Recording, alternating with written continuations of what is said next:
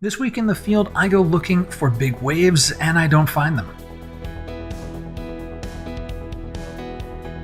Hi everyone, I'm Scott Davenport. Welcome to In the Field. Thanks for joining me today. We're going back out to San Diego's coastline again. I know I just did that last week, but I have been hitting the coastline a lot. I have a group of photographers coming in at the end of this week for a workshop, and that means I'm out at the beaches a lot, making sure I know everything that's current as far as access or any road construction, anything that could potentially be either a hazard or an obstacle for my group. I gotta know about it so that I can have great plans and we have a wonderful time. And so I went out to area in La Jolla for high tide. Had a new moon at this past weekend. And the tide in San Diego was really high, 8 feet. That's very high for San Diego. It's unusual for Southern California. And I was hoping for some large waves, so I packed a big long lens thinking about reaching in and getting some more intimate shots of, wave curls and so forth. But that's not what I found. Let me show you what I did find. I came down to La Jolla tonight because the tide is really, really high. It's almost a new moon, and so we get bigger swings in the tides when that happens.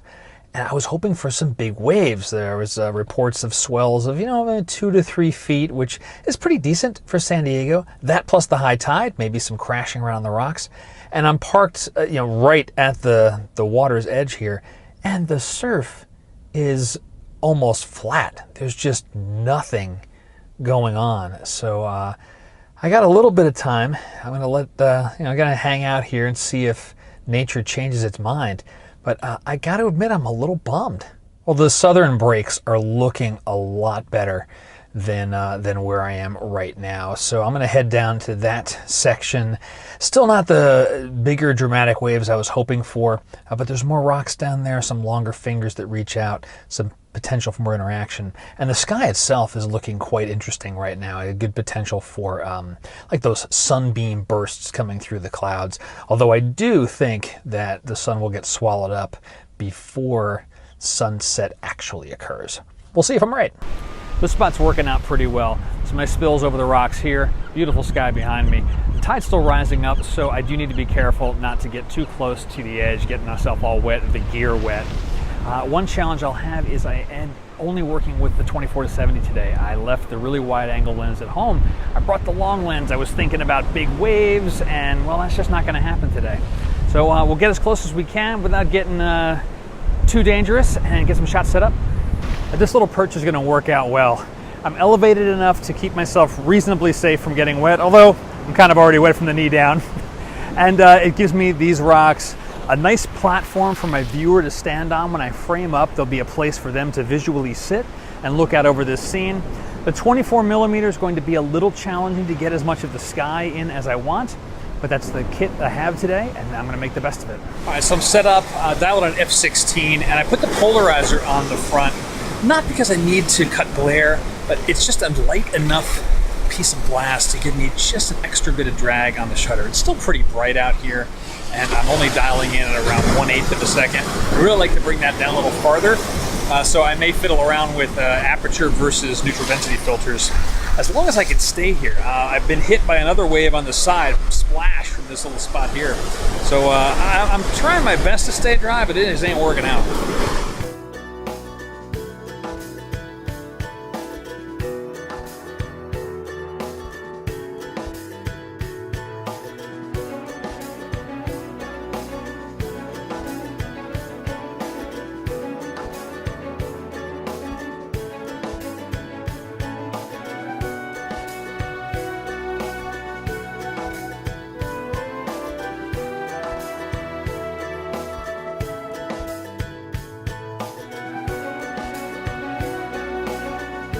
Well, the big waves didn't happen today, but Mother Nature certainly made up for it. I got some shots I'm really happy with. This spot right here, this fish turned out to be fantastic, so I'm eager to get to work on these. I'm just going to enjoy the rest of this evening, take in the sunset, what is left of it, and just spend a little more time with the ocean. Yeah, so the waves were boring, and even the surfers that were coming in, they were saying the same thing. This just was a horrible, horrible outing for them. Maybe got one set of waves that was worthwhile. What was good for the camera, though, is that the higher water filled in the otherwise pretty deep gaps between some of the rocks along this particular piece of shore. And I got several photos that I like, and in particular one where you're getting a bunch of water rushing up. Right there at the end, you saw that segment of rock. That is not normally getting splash and water rolling over it. Now, because in my mind when I went out there, and I did check the surf reports, and I guess I kind of just hoped for the best because I saw things like 2 to 3 foot waves in addition to 8 foot tides. I'm thinking, all right, maybe there's points where the tide's moving back out for a second, the wave's coming up. Maybe we get a 4 to 5 foot wave. That makes great photos. So I packed this long lens. I said, the bag's kind of heavy today. I left, my workhorse, my 16 to 35 lens at home, and so I was left with the 24 to 70, and that it didn't ruin things for me, but it did cause me to need to be either farther away from an edge if I wanted to get a certain composition that I otherwise would have been closer with the wide angle.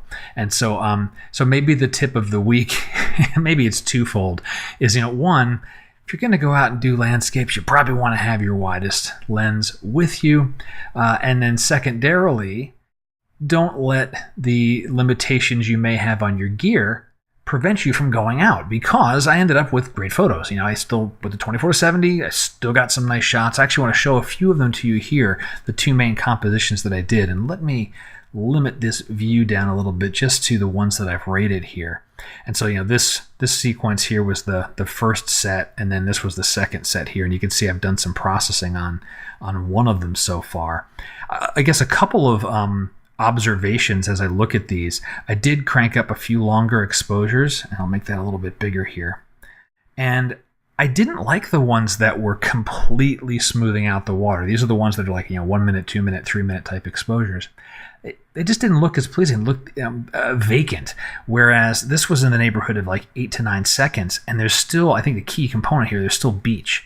There's some sand here, so you've got more elements. You've got sand, you've got the incoming surf, nice rocks, and then the background of the sky, and things are a little bit softer, giving a more pastoral, peaceful kind of feeling, but not completely washing it out.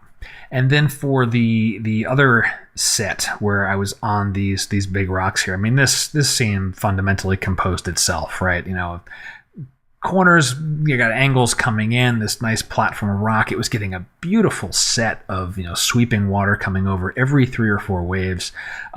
It was just great. I mean, if I had to think of anything else, what I want for this, maybe more color in the sky, but I got to say I was really, really happy with the evening as a whole.